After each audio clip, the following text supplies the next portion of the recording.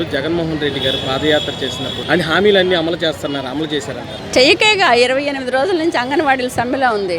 ఇచ్చిన హామీ అమలు చేస్తే ఈ రోడ్డు సమ్మెలోకి ఎందుకు వస్తారు అనవసరంగా? ప్రభుత్వం ఈ రోజు అంగన్వాడీలు ఇచ్చిన హామీ తెలంగాణ కన్నా అదనంగా వేతనాలు పెంచుతా ఉన్నారు. ఇంతవరకు పెంచలేదు కాబట్టే ఈ రోజు 4 సంవత్సరాల నుంచి ఎదురు చూసి అనివార్యంగా ఈ రోజు సమ్మెలోకి రావాల్సిన పరిస్థితికి నెట్టబడ్డాం. నిత్యావసర ధరలకి కరెంటు ఛార్జీలకి ఇప్పుడున్న జీతాలకి ఏమైనా సంబంధం? ఈరోజు ఒక మనిషి బతకాలంటే కనీసం 26,000 రూపాయలు ఇవ్వాలనేది ఉంది. కానీ మాకు ఇస్తుంది హెల్పర్కి 7,000, వర్కర్కి 11,500. ఇది సరిపోవట్లేదు. ఈ ప్రభుత్వం వచ్చిన తర్వాత 4-5 సార్లు ధరలు పెరిగినాయి, కానీ ఈ ప్రభుత్వం వేతనాలు పెంచలేదు. అందుకనే ఈ బతకలేకపోతున్నారు, కుటుంబాలు జరగట్లేదు, పిల్లలకు తిండి పెట్టుకోలేకపోతున్నాము.